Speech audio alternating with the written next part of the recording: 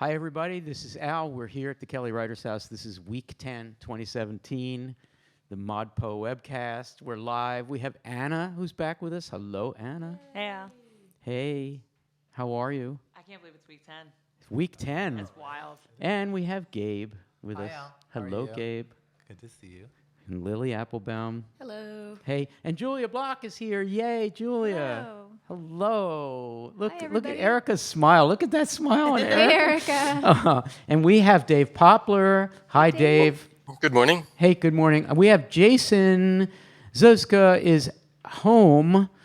So he's in the Google Hangout, but I see only a kind of cartoon picture of him. I wonder if he's... Are you real, Jason? Are you there? Apparently not. And Erica Kaufman, who is, I think, back from Israel.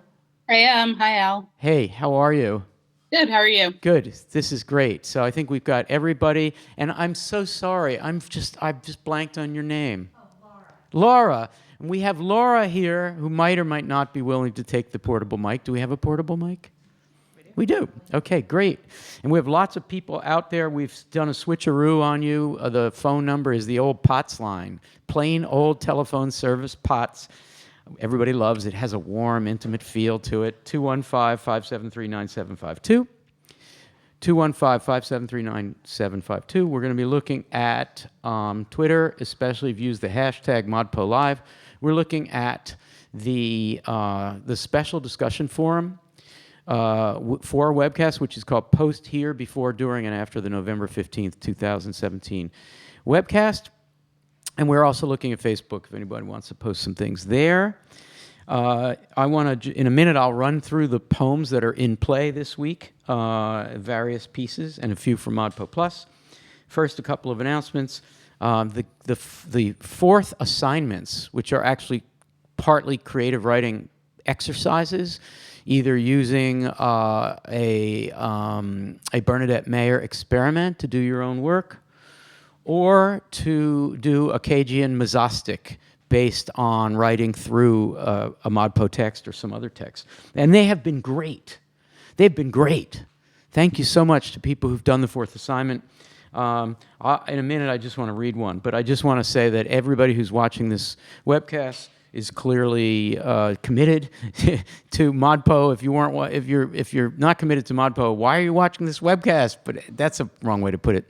We're glad you're watching. So if you're within hearing and seeing, I urge you to go into the Writing Assignments forum, into this particular set of threads, and comment on, respond to at least 4 of your colleagues' attempts at this creative exercise.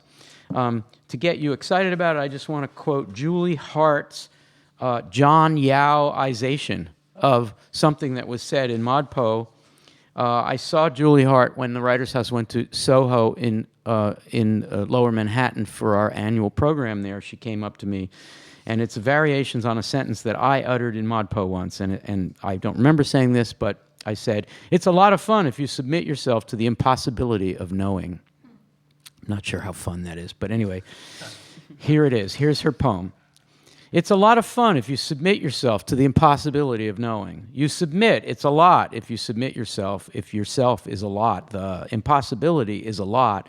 Knowing is a lot of fun. The impossibility to submit yourself, the fun of possibility, of fun, you yourself knowing the impossibility. Impossibility if you submit to the knowing, it's a lot if you yourself, if you to the knowing submit to the impossibility of a lot of fun.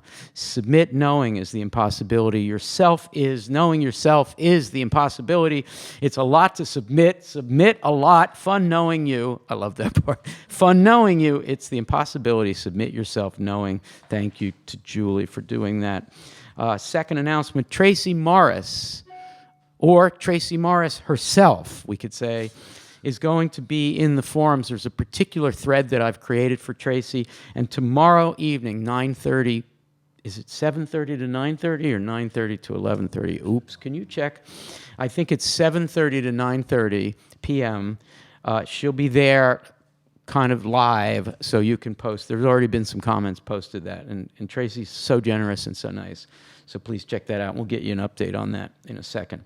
And lastly, last announcement before we get started talking, Mandana and the New York City crew will be having a meetup, their last 2017 meetup, and that is on Saturday, this coming Saturday, November 18th at noon at the 53rd Street, 53 Street branch of the New York Public Library. It's at 18 West 53rd between 5th and 6th. And they're going to be talking about language poetry, aleatory, chance operations poetry, and conceptualism and uncreativity, and basically a summing up of the 10 weeks. It'll be fun. All right, here are the pieces that are in play today, and we can talk about any of them. Please call 215-573-9752. Please tweet. Please post to the thread. Goldsmith's Soliloquy, Act 1. Christian Buck's Eunoia, Chapter E. Erica Baum, Dog Ear and Card Catalog. We talked about them extensively last week, so we might not need to go back. So Tracy Morris, 7:30 p.m. tomorrow, 7:30 to 9:30, 2 hours in the thread. Thank you. Carolyn Berger's remarkable feat of poetic translation, or of uncreative, appropriative use of others' translations of a particular tercet in Dante, Via. Mike McGee's Pledge, his Flarfist Pledge, and also his amazing Maya Angie Dickinson. Rosemary Waldrop's N+7 rewriting of the Declaration of Independence, short American memory of the Declaration of Independence. Jennifer Scapitone's rewriting of an HD poem, which we talked about. Sea Poppies, hers is called Vase Poppies, and Tracy Morris's performance piece poem called African. And in ModPo Plus, I'll just pick out a few things that the group might want to talk about. Yacht Blanc, What the President Will Say and Do.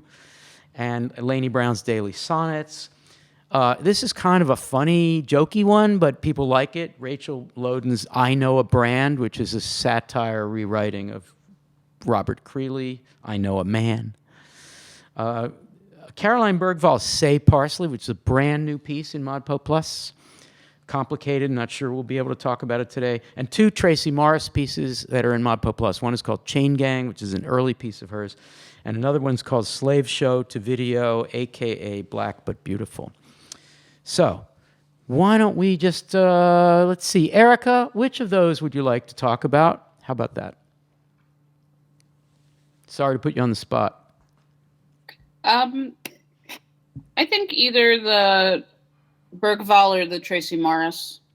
So, Lily, which one to start with? I want to hear Carolyn Berger read Via. Okay. So I am going to play a little audio from Via, and then we can talk about it. And you're checking the threads, so let's see what happens. Along the journey of our life, halfway, I found myself again in a dark wood, wherein the straight road no longer lay. Dale, 1996. At the midpoint in the journey of our life, I found myself astray in a dark wood, for the straight path had vanished. Creef and Hollander, 1989. Halfway over the wayfaring of our life, since missed the right way through a night dark wood, struggling, I found myself. Musgrave, 1893. Halfway along the road we have to go, I found myself obscured in a great forest, bewildered, and I knew I had lost the way. Sisson, 1981. Halfway along the journey of our life, I woke in wonder in a sunless wood, for I had wandered from the narrow way. Zapula, 1998. So that's a little taste. That's the first minute and 6 minutes. Julia Block, for I guess the interesting question to start with, maybe it's not so interesting, but the questions to start with is, how is this a poem? She just took lines from someone else's translation. How do we call this poetry? Well, she takes the lines, but then she does something with them. So it feels very much like an operation, an experiment, a piece of a play on that language. And what I love about this piece is it feels like she's using repetition to go deeper and deeper into a text, which is weird because it's like the same little bit of text that gets repeated over and over again. So we don't necessarily, like when I think of depth and breadth, I think, oh, let's take on a big chunk of text, but instead there's this recursivity and these repeated phrases. Yeah. Let's begin again, begin again, begin again. Implicit in what you just said at the end there is that repetition has always been part of what poetry does well. In this case, the repetition is sort of necessary because of the constraint or the operation she's decided to employ. But repetition itself is as old as poetry, right? So what is it about, I'm not asking for a Steinian answer about repetition, but maybe something that one would have learned in 1935 in a classroom, introducing poetry, about poetry going back centuries. Yeah, well, repetition is what allows us to have an oral tradition, because repetition drills the language into memory and allows the body to absorb the language and know it and remember it before there's print, or even when there's print. And I also feel like the piece is saying something about the repetition of lived experience. Like we do begin again and again. Yeah. We find ourselves again and again, and we still don't have the answer. Oh my God, you're saying something about the semantic content of the Dante. Yes. Right, so that's a good trend now. Erica's smiling. Erica, can we turn to you? The semantic content of the thing she chooses. It's not a random choice of text, obviously. No, it's not. Julia, I love how you just helped us invite Stein back into week 10 with the idea of beginning again and again. And the thing that I think is so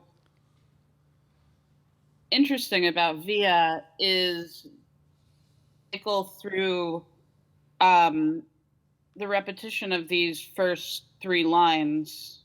And I'm thinking about this in the context of a class that I was actually sitting in yesterday, where I was talking to a teacher about the challenges of getting students interested in texts like Dante or Beowulf or Canterbury Tales.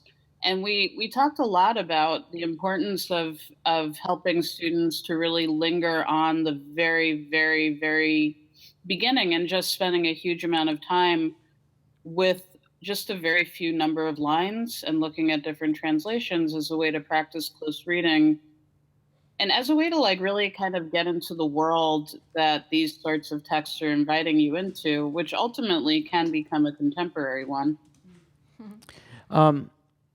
Lily, you voted for this being the first, and we've talked about this poem so often. Why does it keep repaying our attention?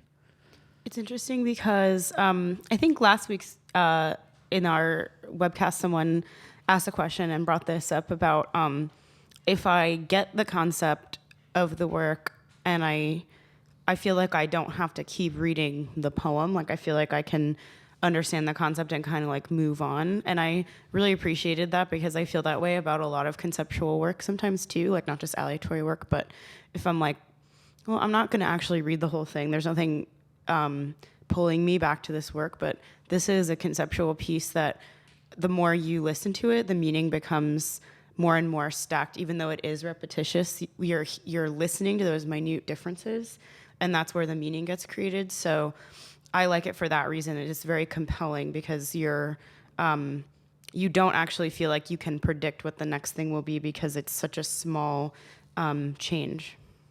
So in a way, repetition, the greater the length of the extent of your repetition, the more the ear, and in the case of writing, the eye, will pay attention to the minute qualities of writing. If we simply get a one-time reading, such as a newspaper article, which is just coming out once, we'll read it, and we're not going to pay attention to every comma or every synonymic choice.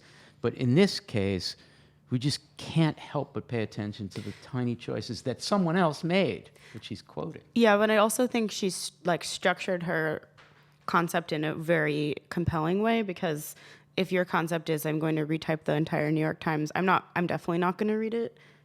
Just it's not interesting. In fact, the so-called writer of that who doesn't want you to read it, so claims that he doesn't even want you to read it. Right, but in this case, I'm if you say to me, the concept is, you could almost summarize the concept in one sentence. I'm going to write a poem that's every existing translation in English of this first line. I can't actually picture what that is can't. Maybe if I'm more familiar with like scholarship of Dante, maybe I could picture it and I would be like, boring, I'll move on. But in this case, I'm very interested.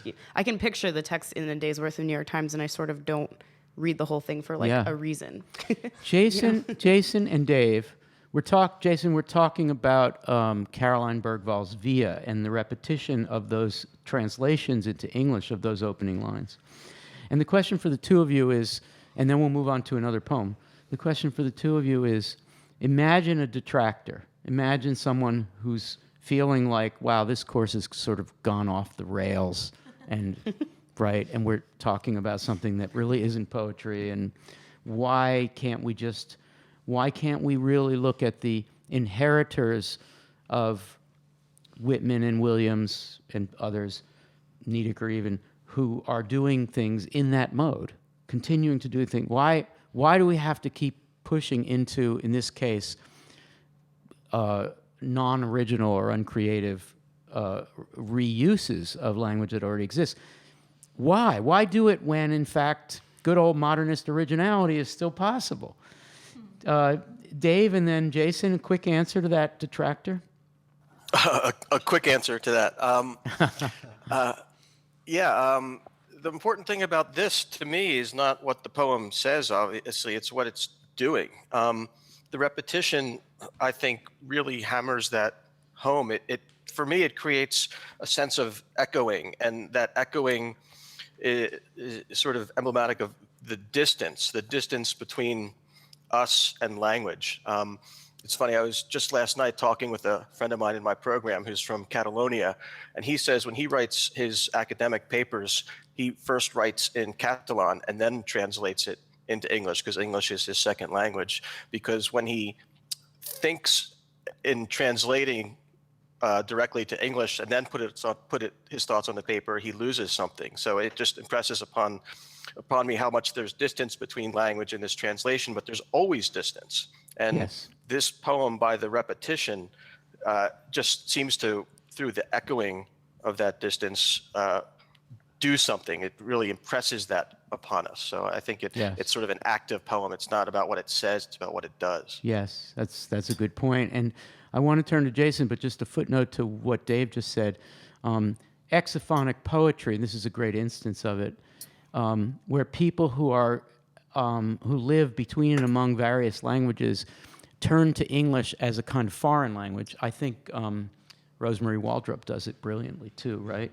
And a lot of people do it. I mean, a lot of the poets that we admire, not necessarily this group, but of the two here, Rosemary and Caroline are doing it most explicitly, and Yacht Blanc, right? So that what they're doing is they're taking English and they're giving us the sort of English speakers from birth or whatever, so-called native English speakers, they're teaching us how foreign this language really can be. Jason, I'm going to switcheroo you a little bit. What I'm going to do is read some tweets and have you respond to the tweets. Okay. So Helmut Garrett, who's German, writes, what is the true translation of Dante's text? Of course, it does and doesn't exist.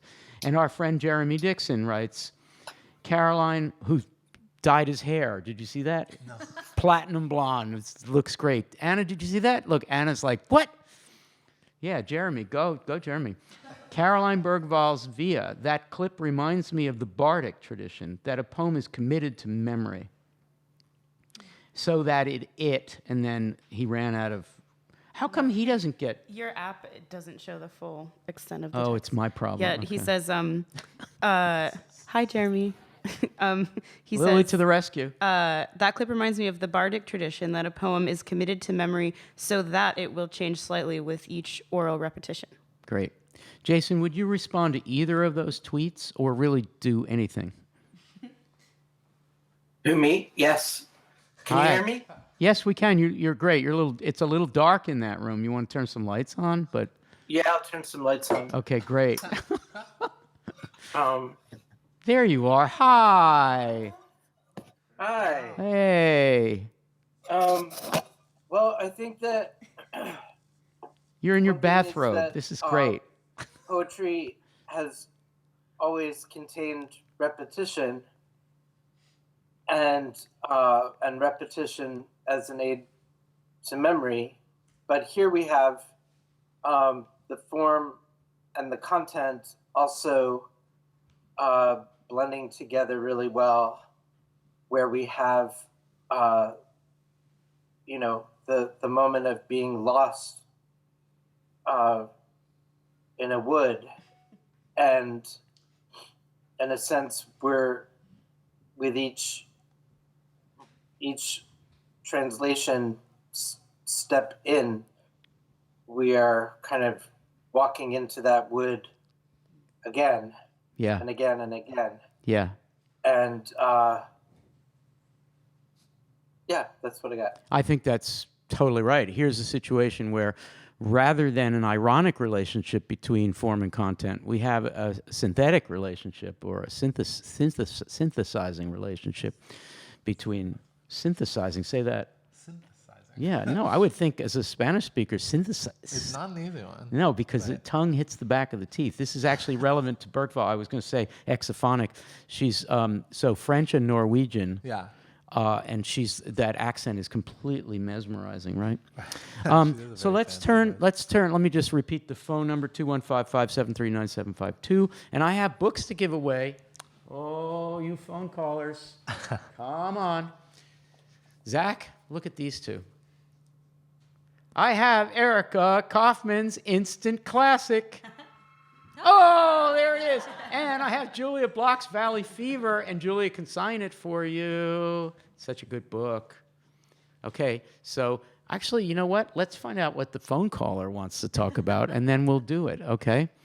So who is the phone call? Are you ready for this, Anna? It's Mandana. Okay, great. She said she was going to tune in. Does she need any of these books? Well, let's ask her. Okay. Mandana. Al. Hi. How Hi, are you? Mandana. Hi, how are you all? We have Julia here with us. I know. See, she only comes when I'm not there. There's like a definite, I've noticed this. Yeah. I got to see you last week, though. Yes, I got my Julia hug, and that was wonderful. Mandana, you win a book. We're going to send you a book. Oh, how exciting. Okay. Oh, I'm thrilled. Thank you. Do you own Erica's? Can you send me a bookshelf? Can you send me a bookshelf while you're at it? You want a bookshelf? Boy, you're kind of greedy. How about just one book? Which one? Erica Kaufman's Instant Classic.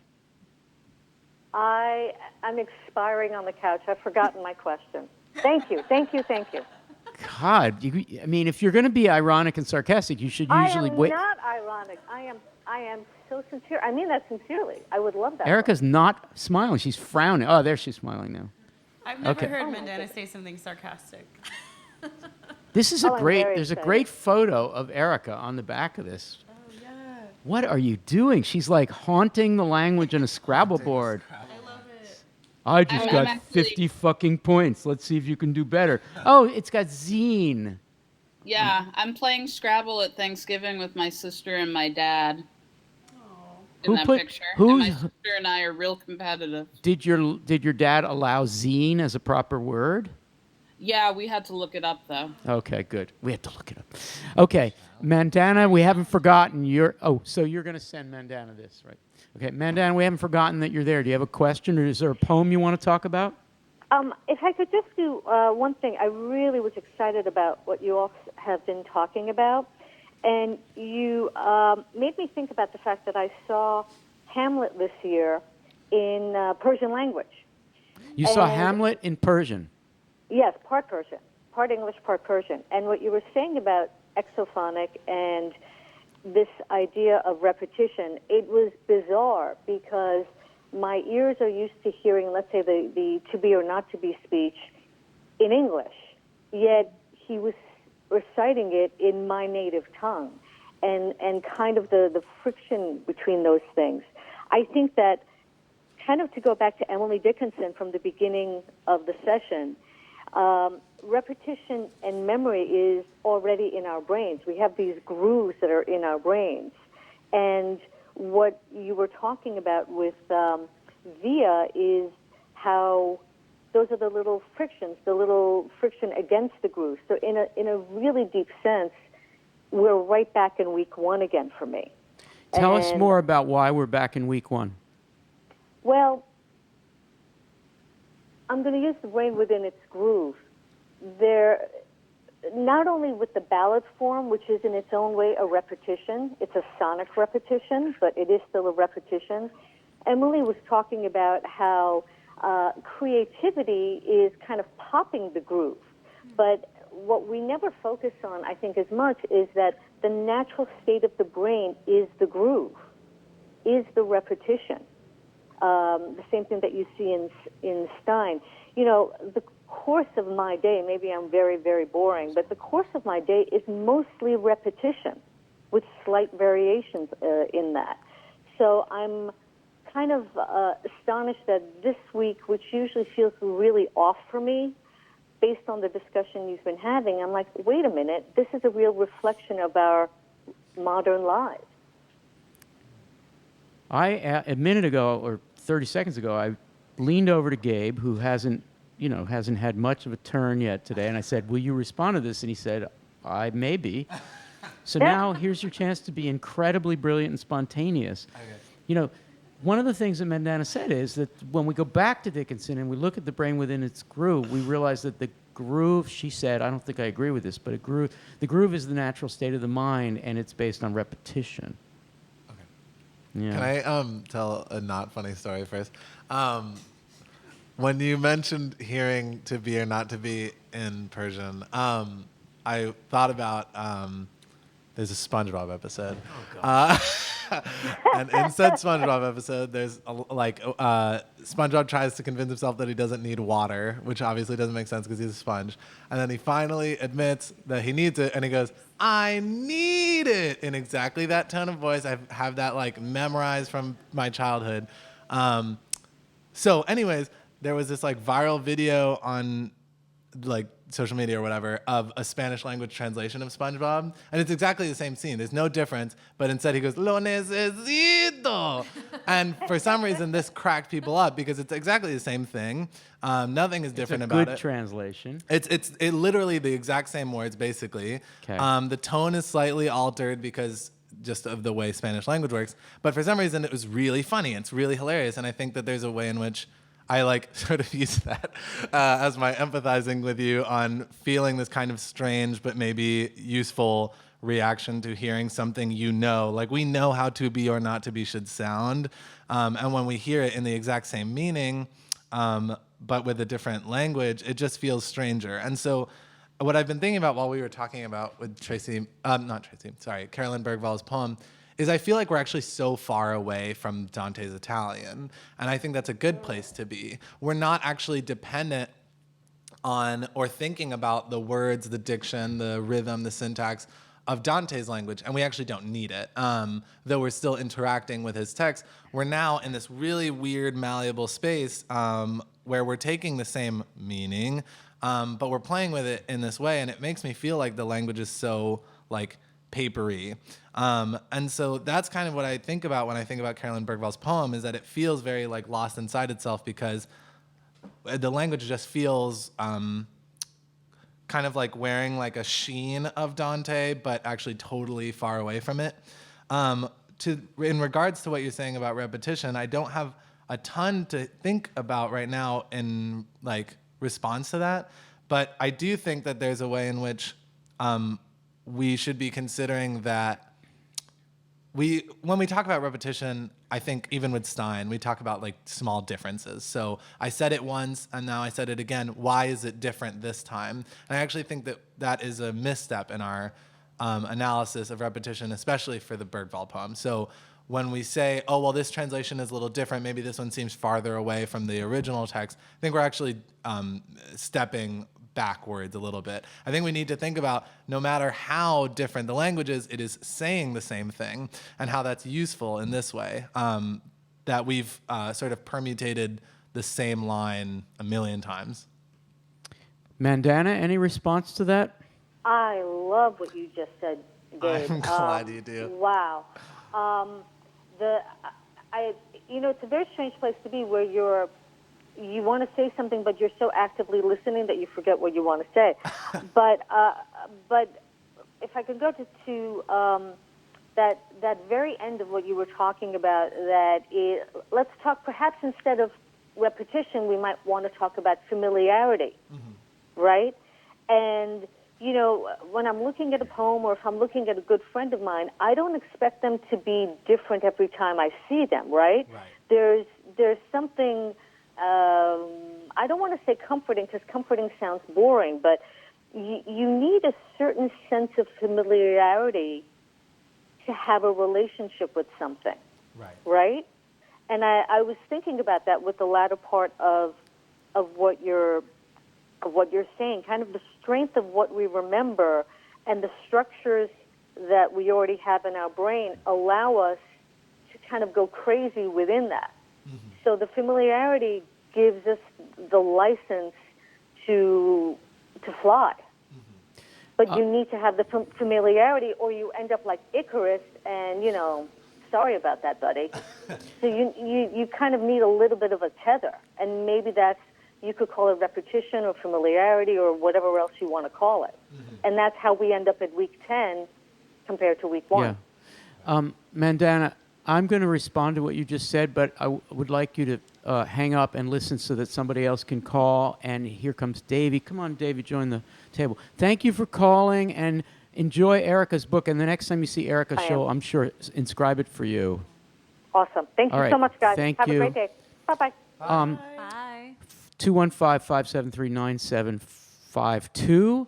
I want to ask a question about the politics of ModPo and use Rosemary Waldrop as a way into that question, because I've been thinking about it a lot. But just as a quick response to Mandana. So, you know, she was saying that we need a certain measure of familiarity in order to do the defamiliarizing. So if there was a kind of a machine that was a scale machine of 1 to 100 or 0 to 100, some people would feel more comfortable having 75% familiar and 25% unfamiliar so that they can be kind of pushed into some new territory. Some people are very, very able to have 2 or 3% of familiarity and the rest unfamiliar, and to be thoroughly defamiliarized and be thrown into the chaos. Some people just cannot stand more than 0.5% of defamiliarization. And one of the things, people use genre fiction in order to work in a familiar place. They use the genre for it, and then they get all kinds of weird defamiliarization. And so there are some forms that allow both at the same time. Clearly, ModPo is tilted progressively toward less familiarization and more defamiliarization. And when you get to the most recent poetry, because of reuse, because of quotation and appropriation and all that stuff, we can't tell what's familiar and what's not familiar.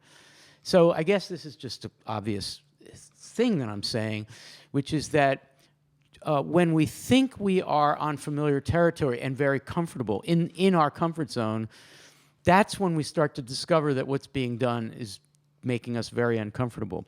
This is a quick transition to the question of politics. So when Rosemary Waldrop comes over from Germany, was it Switzerland or Germany? I think Germany. Yep. Many years ago. She still has a German accent. She writes in English, is amazing, amazing poet. When she does N+7 on the first paragraph of the Declaration of Independence, people can take that to be a progressive or leftist critique of it, simply because a cultural conservative would not mess with the Declaration's language. I'm just guessing. I mean, I don't think that's absolutely true. And when Mike McGee is a Flarfist, which at the time was a very skeptical group, not thought of as definitely political, but when he messes around with the Pledge of Allegiance, he's making fun of a pledge. Yeah. So I was explaining, I'm going to say this quickly so we can get everybody into the conversation, but I was talking with my son this morning. He said, well, what are you working on? And I said, well, you know, in ModPo, when we get to the end, some people will say, and they're members of the community, it's fine, they say, so ModPo is interested in contemporary poetry that's really avant-garde and way out there. I would prefer to follow the line a little more closely to the mainstream. Where's the confessional poets? Where's all that stuff that's out there? You know, I don't mean just Billy Collins. I mean a whole lot of poetry that's out there that we're not talking about. And when it coincides at the end with Yacht Blanc, who is Dutch, mocking, it turns out, Richard Nixon. It's easy to mock Richard Nixon. Or Rosemary Waldrop mocking Thomas Jefferson's elegant prose. Or Mike McGee mocking little kids with their hand over their hearts. Is that what you do during the pledge? I think so. It seems like the avant-gardism is connected with a leftism, and ModPo can be seen as, you know, a partisan project. And I have nothing to say other than, what do you guys think about that, and how do you respond to that? And I know you've thought about it, and there's someone on the phone we'll get to in a second, but I know, Dave, you've thought a lot about this. Do you want to say something brief so we can get to everybody on this question? Is it a problem? Are they right when some people say, gosh, why can't we just have like stuff that I'm going to find in the New Yorker or Poetry Magazine even? I think what brings this poetry together is a very, very careful attention to how language operates and how syntax is itself political. And that's sort of what I understand experimental poetry, non-representational poetry to be interested in, is thinking about the relationship between the non-representational and capitalism. And if that orientation makes folks get read with a kind of leftism, that feels more applied to me than necessarily in the poetry. I think this is a question of thinking about some of the legacies of violence in normative syntax and in the commodification of language. And that's a political project, but not a very clearly politicized project to me. And that distinction feels important. Thank you for that distinction. Gabe, your thought on this? We're going to go all the way around, so prepare brief thoughts, please. Okay, brief thoughts on this. I mean, I know it's a big topic. I know that's the But funny it's an thing. interesting topic. Yeah, I think, okay, I'm gonna microcosm this and talk about Rosemary Waldrop and Yacht Blanc here. I think that for these two, we should not take this issue as a partisan one, because partisan implies that the party that they would, in this hypothetical, belong to would sort of be also kind of like critical of this political language, this sort of established language of the nation, which is not the case. There's no such thing as there really isn't an American political party that is like anti-Declaration of Independence or anti-documentary language. That doesn't exist. So I agree with what Davey was saying at the end, is that these are like quite literally political in the sense that they deal with political materials to sort of unbuild them or to, take it apart like you would a computer to look at its parts. But not necessarily saying, like, this Rosemary Waldrop's poem is not like anti-Republican, because it's also not democratic, or neither is it reactionary or is it radical. So if we're talking about these examples, that's my short answer. When we get bigger, I can't go short. Okay, I get it. No, I respect that there's a lot to say about this. Lily, a quick thought on this? Yeah, it's really hard to speak in generalizations like Gabe was just saying, but I think an interesting thing about ModPo is that we started the course with a much more, even though it was not so linear a narrative, like a very clear arc, and for a long time we've been adding more things on in a way that I think is really productive. So like, I think the implication is that the course like somehow narrows really quickly into like a very experimental vein of work that doesn't represent like the contemporary work that's out there that even we would all agree is like our favorite. It's just like following a particular movement. So like that's what I would say to someone saying like ModPo is obsessed with this stuff that doesn't make a lot of sense. It's like, well, we're tracing this one particular arc maybe, but like if I go to a reading that I'm really excited about in Philly, no one reads anything that's like in this week's conceptual section, and that's like fine. You know what I mean? So there's a lot going on that's out there. Yeah. Is a common sense response to this. Mm-hmm. Just to add to, before we turn to Julia, just to add to Davey's point, two things. One, when Susan Howe did us the great blessing of going back to Dickinson to ask the question, who polices questions of grammar?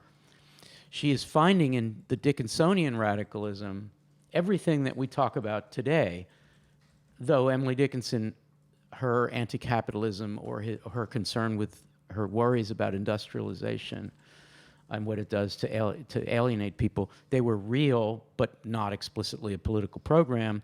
And yet, in her questioning of syntax, where the power lies, and particularly male power, she's doing exactly what this radical question is, and way back there in Dickinson. And the other point, the other node here is when John Cage, in the 1950s and 60s, preceding this period, gets very utopian and very almost theological, not in a specific theology, but metaphysical about it. He tries to find strategies to make English less understandable because he feels that, as he says, syntax is the army, and the language has become militarized, and the way to demilitarize it is to make it less understandable. And that's a response to someone who, in ModPo, is concerned, likes the course, but is concerned that at the end, things are less understandable. Well, they're less understandable because we're exploring how poets challenge the naturalization of everything that we say when we talk normatively. And that's like a really profound challenge. And that's what poetry does, darn it, So, Julia, your thoughts on this? Yeah, there's this great tweet from Kathy McCabe D, who writes, in the early part of ModPo, people seem to struggle with individual poems, but at this point they seem to struggle with the entire concept of the week. And I think that's perfect. I think part of that is just what we all hope happens in a class, which is that you start discrete and you start super specific, and then you acquire tools to think more broadly. But I think we also hope that we acquire more tools and more vocabulary to think broadly about the syllabus itself. I mean, if anything is under-theorized in this course, it might be what it means to be a specifically American or U.S. poetry, right? And that, and why choose that? I mean, all syllabi must be curated. They have to start somewhere. They have to make decisions. They have to be selective. Right. But I think that could be maybe a ModPo +2 is like, what does it mean to trace a specifically U.S. poetic context? Yes. And in the audio intro to 9.3, to chapter 10, in the main syllabus, I make a point of saying, it just happened when we assembled these 6 years ago for the main syllabus. There's so much more non-US, there's so much more international flavor to the various experiments. Canadian certainly counts, of course, but you get Waldrop, her origins, you get, of course, Bergvall, and you get Tracy's interest in the middle passage as a way of getting from African, to take the title, to the urge to include non-African Americans in the whole question of what happened when we were brought here. Yeah, and the brilliance of the phrase "it all started" in that piece, which goes back to really beautifully to Bergvall. Also, what does it mean to try to tell this story, but remain necessarily like totally open to the story being unfinished, the story being hard to tell in a linear way. And there has to be a relationship. Erica, we're going to turn to you next on this question of politics. There has to be a relationship between the way that Tracy thinks of the phrase middle passage in there and what Bergvall is exploring in her exophonic way, Between and Among Cultures, with that middle place that Dante talks about, where you never get out of the middle. There's an ongoingness in both pieces. Yeah. So middle passage is a phrase that's sublimated in the poem because she doesn't refer to it by phrase, but the relationship between those two is, I think, very interesting. I want to check in with someone. Whoa, we got a echo. It may be that somebody's fooling around with headphones. Anna, tell us who's on the phone, just so we know. Well, it's actually interesting because her comment really relates strongly to what Julia just said, so I don't want to preempt. No, I want to go to these three in the Hangouts, but let's get the question. Okay, great. Okay, good. So we've got Sucia calling, and Sucia. And she wants to talk about this kind of linguistic question. Great. Because she is a bilingual poet in Hindi and English. Fantastic. Hello, Sucia. Hi, this is Sushma from Oregon. Good morning. Good morning. This is Al. How are you today? Very good, and thank you very much. I am returning to ModPo for third time, and I have not finished it. That's great. You know, Now, Sucia, yeah. for two things first. One is I have a book for you that we're going to send. It's Julia Block's book, Valley Fever. Thank you very much. And you're in Oregon? Yeah. So this book was written partly about California. So you're not too far. You could take a road trip down to the Sacramento area, and you would be, I have been there too. yeah. I'm living here. Yeah. So, thank you. And Julia, who's sitting to my right and to your left, is going to sign this, and then we'll mail it to you. Thank you very much. Okay. And I have to give my address to Julia. You'll give your address to Anna, right? Oh, okay. Yeah. Okay. Now, the second thing I want to say is we want to hear your comment or question. Then we'll ask you to hang up and listen off the air, as it were, because I want Erica, Jason, and Dave to comment on this whole question of the politics of the syllabus. So please go ahead. So before I started ModPo, I was not very much into close reading. And so one thing that has improved my perception of poetry is the close reading. I was not aware of the progress of American poetry in a historic way. And what I find amazing is that it started with Emily Dickinson, and she is more into like indirect way of conveying things that has multiple layers of meaning, and it is up to the readers that can imagine and derive their own meanings. And then there is a Whitman's tradition that is more direct. And I see that over the years it has become more direct. And the contemporary American poetry is more direct. It can drive references from a lot of scientific and technical terms, a lot of social terms. And this is where I find that the other cultures, for example, I write in Hindi and I am more aware of Hindi poetry as well, is still the indirect expression is the one that is the leading thought, and the direct expression somehow is more like a political slogan, and it becomes very dated and outdated very quickly because it doesn't have much of the content in terms of the thought and that kind of the layers and granularity. So I just wanted to be it's very interesting that in the foreign language, it's still the indirect expression with the culture context is more leading and more in terms of the quality of good poetry. But in English, actually, it is the other way around. So this is my thought here. That's very well said, and thank you for being with ModPo for 3 years. I hope you'll make it 4 and stay with us. Yes, I will. Good. Thank you very much. Thank you so much for calling. And we'll send you that book. Make sure Anna gets your address. Yeah, thank you. Okay, thank you. Okay, that was great. Erica, Jason, and then Dave, do you want to add your thoughts on the conversation we've been having, Erica? Yeah, that was a really beautifully put last comment about direct expression, and kind of connects to what I'm thinking about with regards to the syllabus. I think it's important to look at the way that the syllabus consistently asks us to ask the question of like what is a poem, why write poetry, and what is the work that a poem can actually do out in the world. Yeah. And then as writers and readers of poetry, what are the decisions that we make when we sit down? Right. That's really well put and relevant. And it is syllabus making. I guess my question is, what is the act of syllabus making? It's certainly not apart from social and political concerns. How honest need it be about what it is and its assumptions, and what are? I know you could go on for a long time about this, but can you give us a brief take on that question?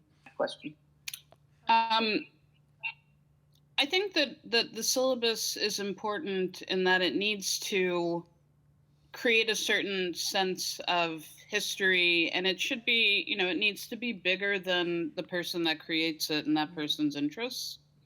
particularly in a class like ModPo. When I sit down to make a syllabus, I think about the time that we want to travel together in the course, and what texts are going to kind of ground us as almost like events on a timeline. Yeah. Yes, well put. And in terms of collaborative syllabus making, a massive open online course, which is on a platform that can be added to, though that's not what Coursera had in mind when they created their platform. We've used it that way.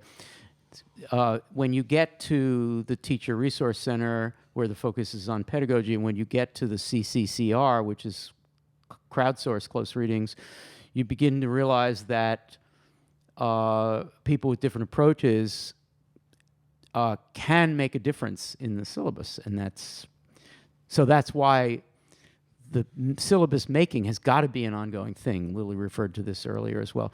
Jason, your thoughts on the whole question of I guess we were kind of talking about the politics of the avant-garde, but that's sort of a dull phrase for what we've been saying. Well, I had, I've of course just want to talk about the manatees in Rosemary Waldrop's poem. Yeah, how are those manatees doing? The manatees, they keep getting hit by boat blades. Yeah. On the back. Yeah. But I mean, what this the point I want to make though is about the way in which the politics of a U.S. poetry class work, in that in a way our government and our laws are the kind of source of sovereignty and power rests within the language of the law. And so I was thinking about, I mean, in a certain way, the Supreme Court interpreting particular laws and precedents and fussing over particular words is not exactly what we're doing, but it is a close reading of language that has, I guess if ModPo had a police force that would back up its, if we had a reading, our readings of these poems were backed up by a kind of poetry police force,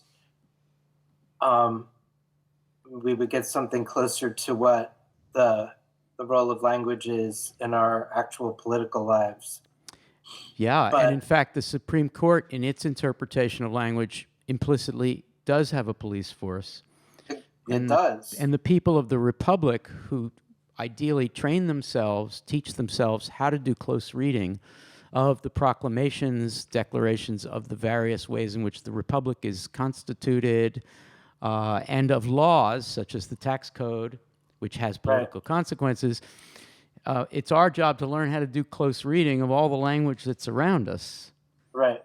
I'm not sure that turns into a people's army, but that's sort of what Cage was imagining in a way. Mm-hmm. Yeah. Yeah, and I think this semester in teaching Beloved, I had it gave me new insight into Tracy Morris's about work about the Middle Passage, and the way that the Middle Passage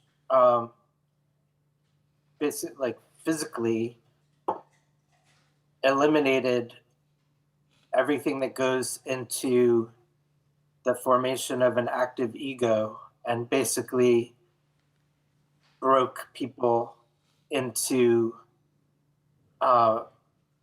having no agency and having no shared language, and then thrust upon the shore, Yeah. creating citizens, and not the opposite of it, the opposite, Yeah. creating humans who would be the opposite of citizens. Yes. And so the breaking down of language in her piece, which has struck me before as a kind of putting off or ever hesitation of the evil to come, it as well began to see it as a kind of collapsing of language itself, reflecting the dangers that lie in our own collapsings of language, such as the way that certain person at the top of the executive, who should not be named, collapses language into itself to a kind of nonsense that can't be close read because it says, because of its incoherence. And I wonder, I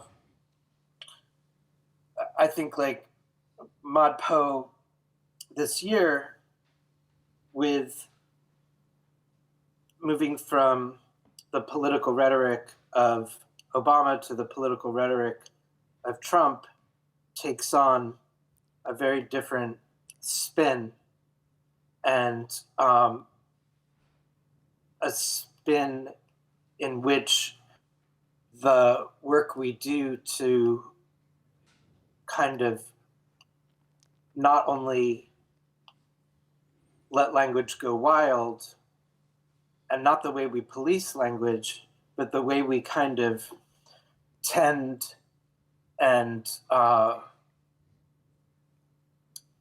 curate and protect language is very important work. Yeah. Thank you, Jason. People are tweeting, heart, Jason, at Jason Zuzka, heart, role of language in our lives, hashtag political, hashtag close reading, hashtag ModPo live. So thank you for that. I think we're going to do a round of final words now. And I think I was going to play another piece, but I think given what Jason just said, we might as well listen to part of Yacht Blanc's What the President Will Say and Do, since you were talking about nonsense, of presidential nonsense. Why not? So I'm going to play it. We're going to start with Dave, who didn't get a chance to talk about politics of the syllabus. So we'll start with Dave, and then we'll get final words all the way around, including Anna. And here is Yacht Blanc performing What the President Will Say and Do. Thank you. Was at this conference. He's talking about a conference he was at. CalArts in Los Angeles, and a seance conference. I met this writer, Madeline Gins, and I would like to present a short meditation on the title of one of her books. What the President Will Say and Do. What the President will say and do. What the President will say and do. What the President will say and do. What the President will say and do. What the President will say and do. What the President will say and do. What the President will say and do. What the President will say and do. What the President will say and do. What the President will say and do. What the President will say and do. What the President will say and do. What the President will say and do. What the President will say and do. What the President will say and do. What the President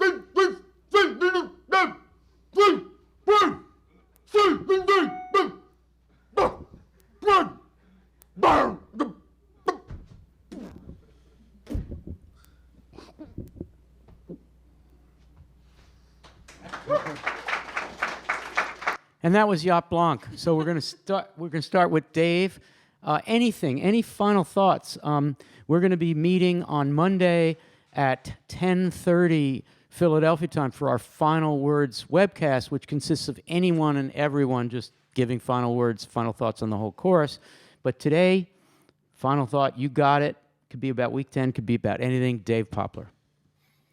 I guess just about politics. That poem certainly teased that up.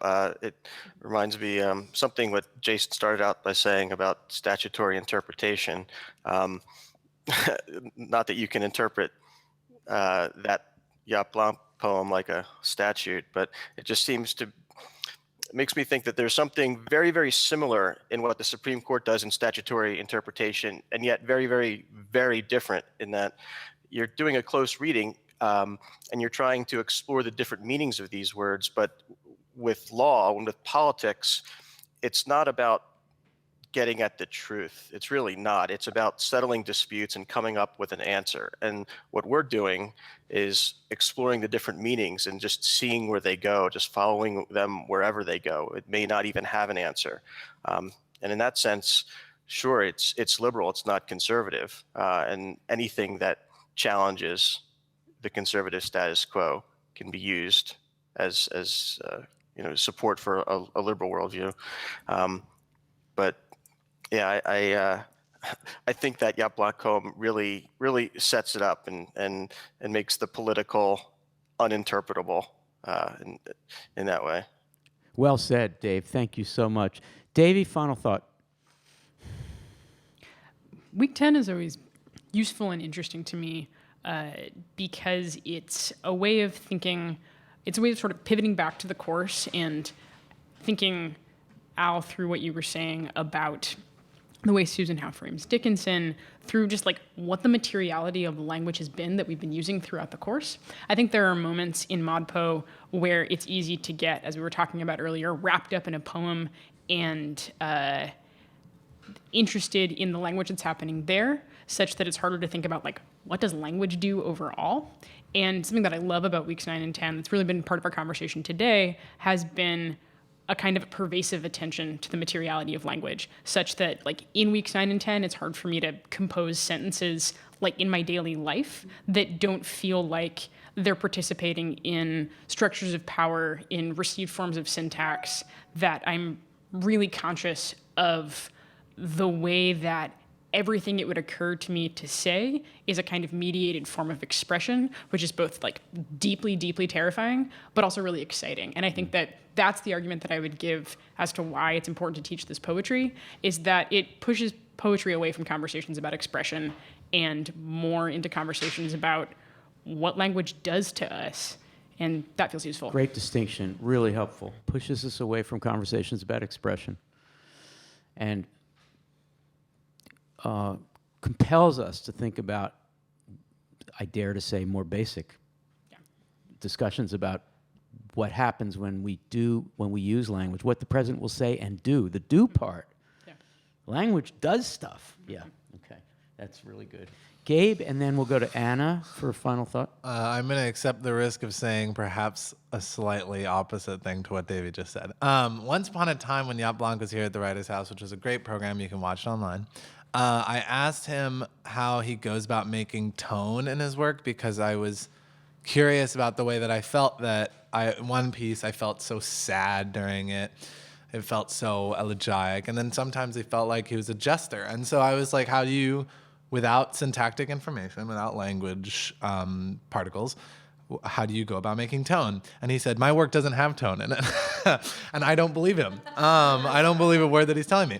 He says that there's no tone, that it's all tone just... in the voice, the musicality tone, no, but he not says, tone in the but he says semantics. there's no like tone in the sense that we say, what is the tone of this poem? In his work, which is, I think, a bold-faced lie. But... or at least bold-facedly incorrect. He's kind incorrect. of a neo-Dada guy, Yes, that's right? totally his thing, and you understand why he would make that point. But what I want to say is that I feel like this week, and also just a lot of conceptualism, FLARF in general, can often, there's sort of this way in which we talk about it where we want to avoid issues of feeling, issues of like emotionality. It's almost like because the language theory behind a lot of it is quite heady, or intellectualized that we like feel like we shouldn't use our kind of base reactions to things. But I kind of want to emphasize that that can be a really useful aspect for close reading to say like, because I really believe that like Goldsmith is invested in making you feel exhausted, though he doesn't say that explicitly. I don't think he would say that. And I do feel very much that Carolyn Berger is invested in making you feel like you're in some kind of crazy, weird dreamscape thing. Like she knows she has the fanciest voice on the planet. She's using it. She really does. And though the poem doesn't tell us that. So I think that it's perfectly useful to say like, I'm having this kind of like reaction to this, both bodily or just emotionally, instead of what we do a little bit more, which is talk about like, what does this mean for language, the way we speak, the way things are written, which is so useful and totally where this stuff is framed. But that kind of baseness is actually like a good place to rest on sometimes. Great, thank you, Gabe. Laura, are you willing to do a final word if we get to you? Okay, great. So we're going to go to Anna, then to Lily, and then to Laura. Final thought. I just want to say that I've noticed in the forums this week a pretty decent balance between super enthusiasm for this week's worth of work and also like a little bit of resistance to what we've read for this week. And I guess the only thing that I will say to the folks who are still feeling like a little bit resistant to conceptual work, a little bit like this doesn't speak to them or this isn't, you get the concept and then why bother reading or like why does anyone bother doing this? Especially if you also haven't done the assignment from last week, is to give something like this a try. Yeah. Just give it a try. Like if you're like, well, I could retype the New York Times, like do that with your local paper. If you're like, I could, amass like a bunch of different translations, or I could try doing something that uses only one vowel and like try and like see how it feels. Like, try it on, see how it works. Try the Bernadette Mayer experiment. Like try a mesostic and just like see how it feels and see what happens and see if in the process of doing this kind of work that you're able to then find some kind of value in dealing with this kind of language in your own way. I just want to throw in as a footnote to that the course, the week 10 and 9 imply a kind of division we've never really talked about, or maybe we have and I just didn't hear it, between the kind of high wire act constraints that like who could do Eunoia except for this one guy. It's just so hard to do, right? Yeah. And the more, I would say, populist enabling side of this stuff, the Mayer experiments, or even the mesostic N+7, that creates the spirit you're describing, which is this is the kind of contemporary poetry that gets you excited about the stuff you can do, right? So that you can kind of be part of that community, rather than say, "Whoa, I can't believe that took 7 years to do, and I could never do that because I don't have that kind of time, or I don't have that, whatever." So, and that division is kind of in there, but not explored quite enough. But certainly, what people get excited about in the fourth assignment is, hey, that's why this Julie, I think it was, who did that. She came to the Soho thing. She just gave me these 2 poems. Like, I did these. Like I like week 10 and week 9 because I get to do some. Okay. Laura, can we get I wanted to go to Lily and then Laura. Yeah. I just want to echo and just give snaps for what Davey said, because what he said made me think that the poetry from this week is sort of inherently meta-pedagogical because it makes us rethink about how we have learned language and how to maybe unlearn it or think differently about language instructing maybe, and like how to use language to create meaning, because I took a different online course last week that was a training for tutoring adult literacy, and one of the exercises was a paragraph of text that was written with English phonemes but with no actual recognizable words. So if you're a native speaker of English, you would look at it and be extremely frustrated because you'd think you'd be able to read the words, but it's intentionally constructed so that you almost could make sense of it but couldn't. And then they asked, it was a whole paragraph of that, really disorienting, and then it asked a series of questions like, what did the flirtily-goof do to, like, blurkety-blurk the what's-a-duck or whatever? Like, it was super weird. But, like, you could literally answer the Can questions. you do that again? I don't think so. But you could answer the questions just from looking at how the paragraph was structured. And the point was, like, a native speaker of English who can't read in English feels these power structures being sort of like blasted at them all the time. They feel like they don't have a place because they can see how things are structured and answer questions by repeating back what is encoded within the structure, but don't understand what's being said. So it was very impactful for me reading that, taking that online class, and then doing this at the same time. Great combo. Yeah, Really totally. great combo. You should write about this, I think, or tweet about it anyway. Yeah. No, I think that's true. Like this problem we have with passive language when we're teaching people how to write. Well, what if you've been through an experience that makes you feel rather passive about the situation that you're in? Not passive in a negative sense, but just lying low, a little quiet, not so sure you want to throw around a bunch of active verbs, right? And then they're saying, you can't use the passive voice. I mean, talk about syntactic domination, you know, so. Yeah. Up with passive. Oops. Yeah. Oh, wait, can I say one other quick Yeah, anecdote? of course you okay, can. Sorry. Who's going to stop you? I also, like, I do this English for speakers of other languages tutoring class, and last night this really persistent thing kept coming up where our students have a hard time with adjectives versus verbs. So, like, we were reading scary stories, and one student kept saying of a girl who got scared by a monster in the story, that the girl, the monster came to the window and the girl was scary. And she meant scared, but I had a really hard time not correcting her because I just thought that the way that she phrased it was, like, really amazing. And that's the like, poetry side. Yeah, of really exactly. Saying, yeah, that's cool. I mean, it's kind of like a natural N+1 substitution. Yeah, and it was just crazy to me. Like, that's something I do so naturally in my brain, but for her, she's a native speaker of Spanish, and that's not how it works in Spanish. So she was totally confused why that wouldn't be the right thing to say. But I was like, this changes the meaning so much, and English is so stupid. Like, that's all. Thank you. So, Laura, your final thought here? I have gotten so much from the poetry we have read, how we have approached it, and how we've discussed it. And it has really changed the way that I listen to all the language around me, whether I'm just walking up the street to class. That's kind of a curse. It's great. It's great. And the way that I read everything, and it actually has changed the way that I think I'm more excited than ever about just interacting with individuals in my daily life. Something about the way we've approached poetry has affected me that way. That's nice. Thank you, Laura. Yeah. Language consciousness. It's intense. Julia Block, and then Jason, and then me. Final thoughts?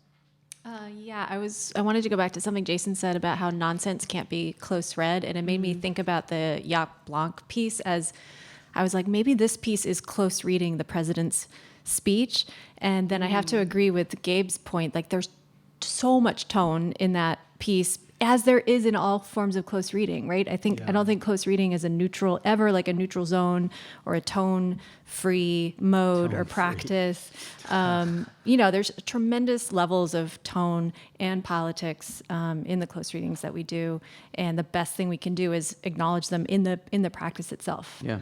Tone is politics. Yeah. Right? A tone-free poem sounds like a really great I lost think Bernadette May. Writer's House should be a Good tone-free constraint, zone. yeah. But tone is politics. I mean, think about the difference between, let's say, an English department considering someone for tenure, and somebody says, I think the work is really, really excellent, and I think this is, like, very important work. And on the other hand, someone who says, well, I think this work is really excellent. Not, right? I mean, tone is everything. And I should amend that to say, like, I also want to make space for something like flat affect, which is something that a lot of people experience and like express. And so I'm certainly not meaning to exclude something like that. I'm talking about tone as maybe, it's like a bigger cultural thing. It's like what we impose when we hear, and you know what I mean? In ModPo Plus, we have, way back in the earlier, I think in Images in chapter 2, we have a Hemingway piece essentially about the Armenian genocide. It's sort of at the edge of the Armenian genocide. And you're probably familiar with the piece on the quay at Smyrna. And he used, I think horribly, like damagingly, he used the no affect, flat tone of what he thought was Steinian modernism. Boy, did he not get that. To create an irony so virulent as to do damage to any accurate reporting of the genocide that he was observing across a body of water. He was seeing mothers and babies being slaughtered. And he did it with such low affect that you can't help but think that he almost sided with it. Because that's an affect. Like the 'Cause choice that's to an affect. evacuate it of what Yes. you think of as affect is a choice. And evacuate is the right word. Jason, quick final thought, and then I'll wrap up. Jason, final thought? Jason, are you there? I had to click the button. Oh, final thought, quick. I mean, one of the difficulties I'm having in one of my classes with queer theory and theories of gender and sexuality are the ways in which the work is not offering. I mean, it's really become a poetry close reading course because of how we have to read for affect and tone, and how I mean, in a sense, we have the objectivity. There's the flat affect of objectivity. I think of the good old days when Dick Cheney used to debate during election cycles, and his absolute certainty and dead affect of no space to move around his words. And I think that the work this week provokes us to take official language that presents itself as final and to make mischief and play around the edges, not in order to just make mischief, but to actually do the work of a democracy where language and law must always be challenged and ever-changing and adapting to emergent circumstances. Yeah.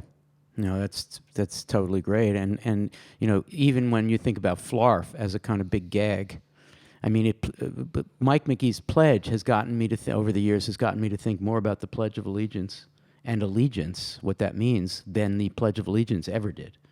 And so it's that playfulness that gets you back to the quote-unquote original. All right, my final word is simply to shout out to Nicole Braun, who I believe is a rookie this year in ModPo. She wrote a nice note that she didn't think anybody was going to read because, you know, you put something in the forums and who knows, right? There's a pretty busy place. She just said she just wants to say how grateful she is for ModPo as a community and not a course. What she says after that reminds me of something Lily said about week 10 in particular, but the final weeks of the course, which is that they are kind of inherently meta-pedagogical. Nicole was a graduate student. She was a doctoral student in literature. And what she says is, I'll be back, right? If anybody's reading this, I'll be back. The conversation is incredibly rich. What a great, unbelievable opportunity. I have not seen anything like this in my life per a pedagogy, as per a pedagogy then. And I have been telling all my friends about what has been created here, what an exquisite work of art this class is. Talk about meta-pedagogical. The class itself as something that you can read or interpret like a piece of art. It is truly a most beautiful space that Al and his TAs and the TAs and mentors and students have created. I know I'm getting sentimental at the end of the official designated class, but had I known ModPo existed, or had it existed when I was in graduate school, I would not have spent a ton of money and energy and time, Gabe, and time gathering the advanced degrees I quote-unquote earned. I'm serious. Even though I know it sounds over the top, I'm finally getting the education I imagined I would get in graduate school. And the style of this course fits me perfectly. Thank you. That's Nicole Braun. All I want to say is the obvious from that, which is there's nothing wrong with, well, there's some stuff wrong with bona fide credentialed education, obviously.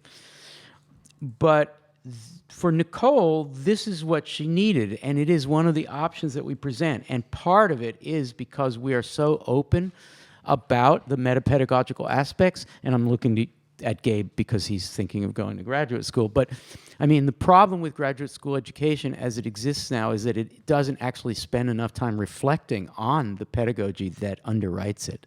And Nicole is finding that, and we're glad that she's here. And yes, somebody has read your comment, and now I've read it in front of everybody. So thank you, Nicole. Some people had to leave, Erica, Julia, Davey, but thank you, Dave, Jason, Lily, Anna, Gabe, and thank you to Chris and Zach so much for pulling this off miraculously. We're going to see you all on Monday at 10:30, and please come to the Writers' House and hang out. We're going to get pizza. We're going to have a little party. Monday, 10:30, Philly time. We'll see you then. Have fun in the forums. Bye-bye.